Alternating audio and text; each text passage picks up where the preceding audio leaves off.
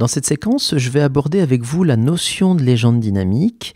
Alors c'est un côté génial parce que lorsque vous allez importer des images dans une mise en page InDesign et que vous souhaitez associer des légendes à ces images, évidemment, vous avez bien compris que dans la démarche traditionnelle, je suis obligé de fonctionner comme ça. C'est-à-dire que je vais fabriquer mon bloc, placer une image à l'intérieur. Alors, vous me permettrez d'aller chercher une image déjà préparée sur le bureau. Donc j'ai ici un dossier spécial d'images et je vais chercher telle ou telle image que je vais ensuite décider de positionner à l'intérieur de mon bloc. Donc ça fonctionne comme d'habitude.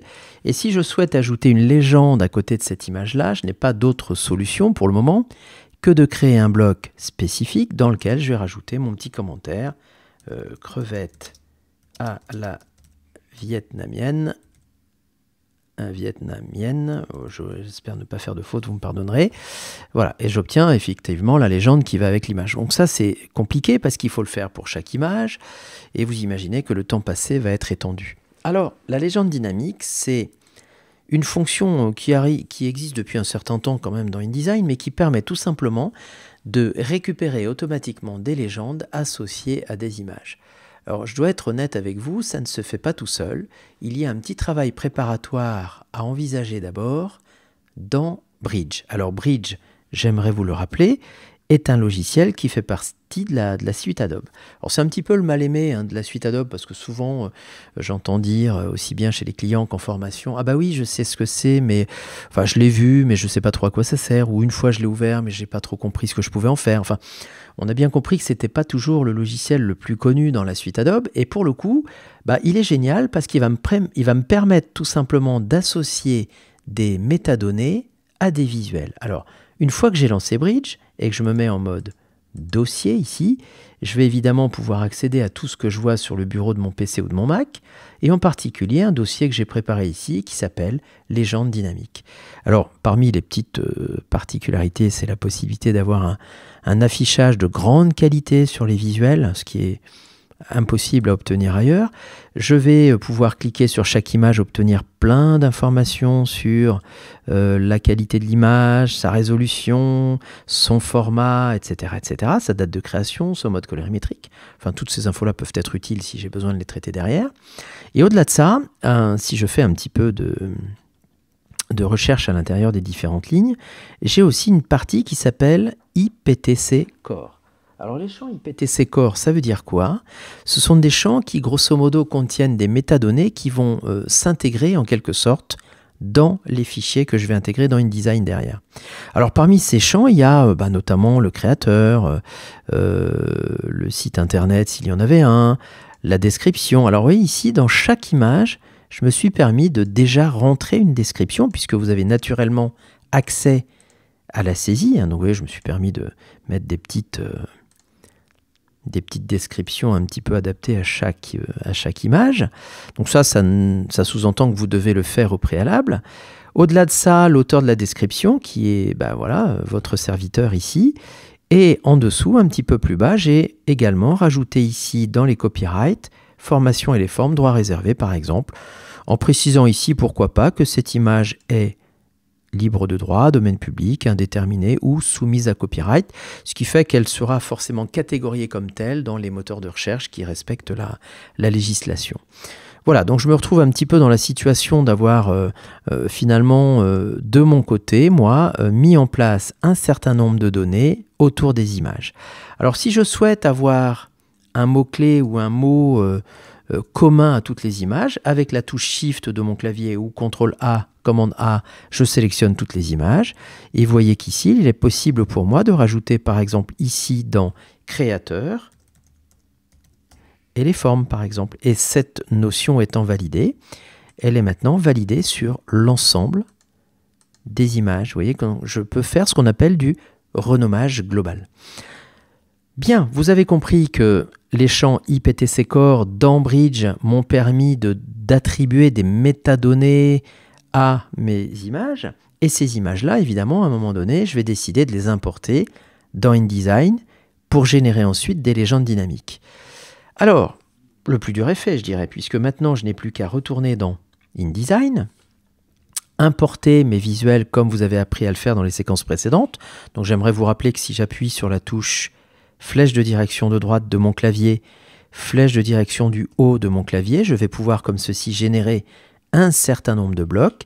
Et j'aimerais également vous rappeler qu'avec la touche Alt, CTRL ou Pomme, suivant que vous êtes sur Mac ou sur PC naturellement.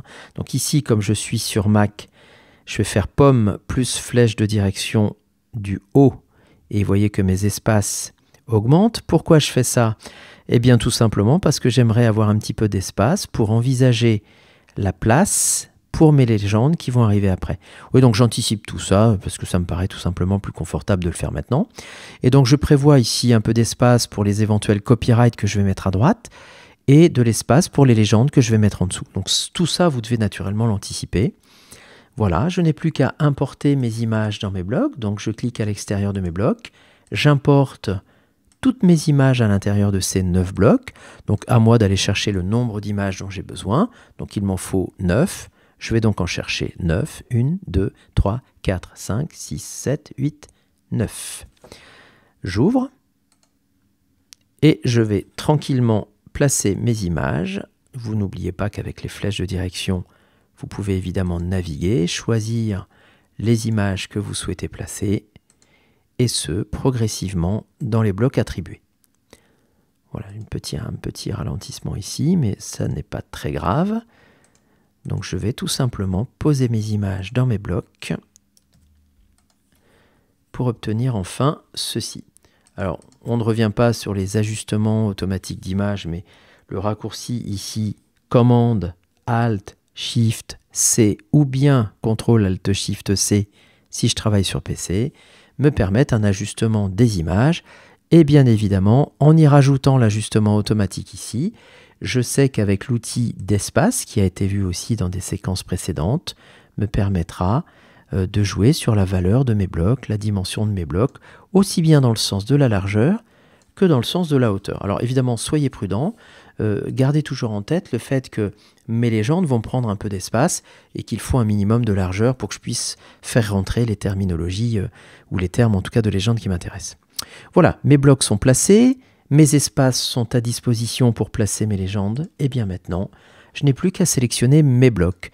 Il faut noter que les blocs sélectionnés pourront intégrer directement des légendes dynamiques. Les blocs qui ne sont pas sélectionnés ne prendront pas en charge les légendes dynamiques. Moi, je vois ça plutôt comme une bonne nouvelle, puisque je ne suis pas obligé de mettre des légendes partout, finalement. Mes blocs sélectionnés, je vais maintenant dans le menu Objet, Légendes, et avant de générer mes légendes, et je vous expliquerai la nuance qu'il y a entre une légende dynamique et une légende statique, je vais d'abord m'occuper de la position de mes intitulés, on va dire, dans les images. Est-ce que je veux mettre mes légendes en dessous, mes copyrights à droite, etc. Donc je gère un petit peu la présentation. Ici, je vais demander par exemple à mettre la description.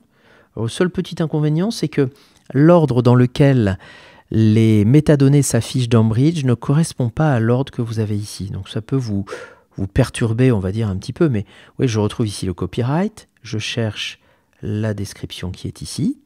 Et je vais donc demander à InDesign de me placer la description à quel endroit? Eh bien, en dessous, au-dessus, à gauche, à droite. Donc je serais plutôt tenté de la mettre en dessous.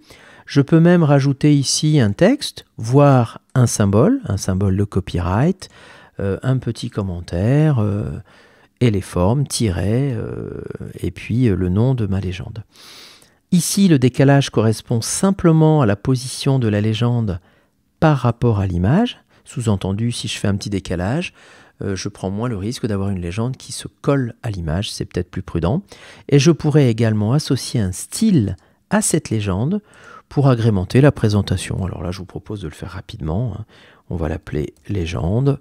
Et je vais simplement voilà, écrire mon texte en italique, histoire de vous montrer que ça fonctionne. On va faire un truc simple, de l'Arial en italique. Voilà, et soyons fous, on va mettre un petit peu de couleur pour bien voir que ça fonctionne. Je vais donc mettre du rouge, ça va être magnifique.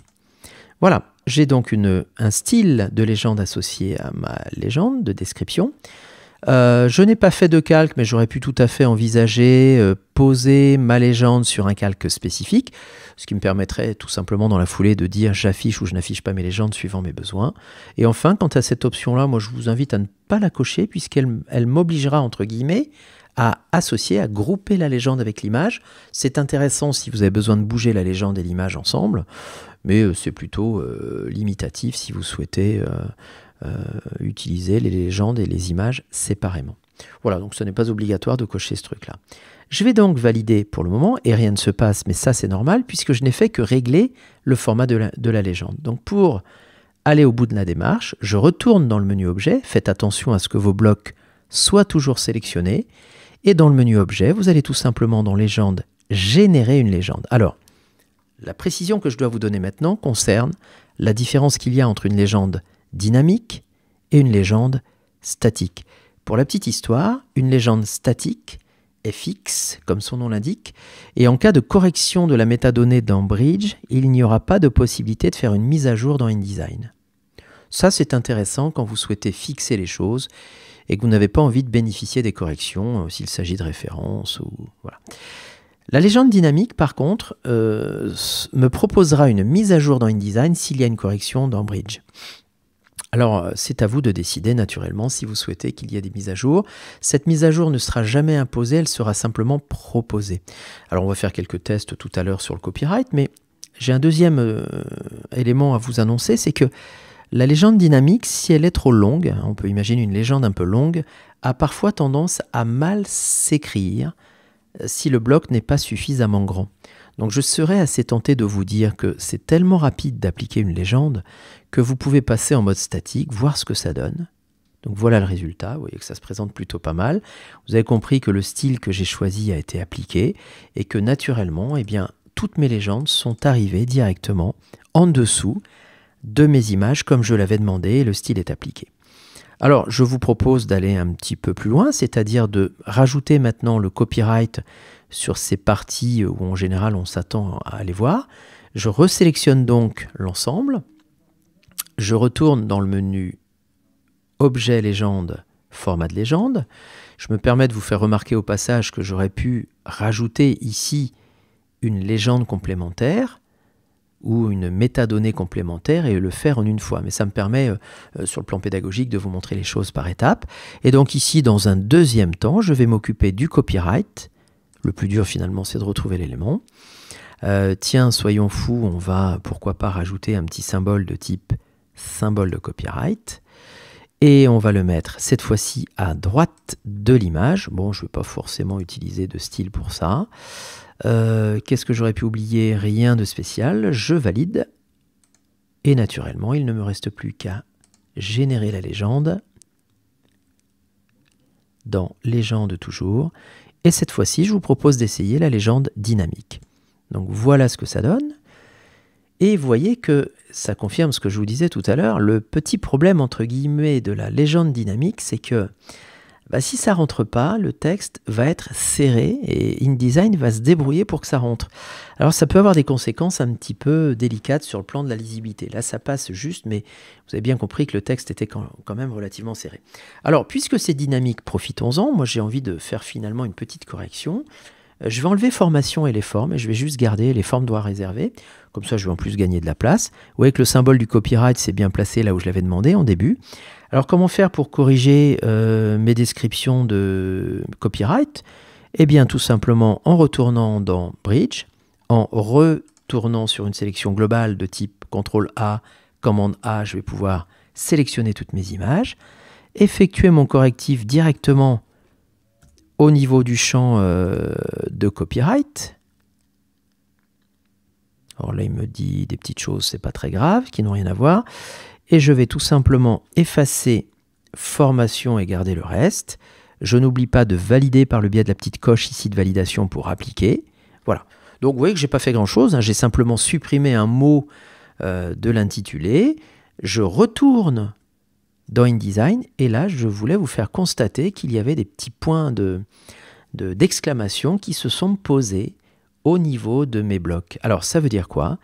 Ça veut dire qu'il y a une mise à jour à faire. Donc je vais la faire et vous comprenez ici que cette mise à jour doit être faite de manière individuelle. Alors ça me pose un peu problème et c'est pour ça que je serais assez tenté de vous confirmer ce que je vous disais tout à l'heure.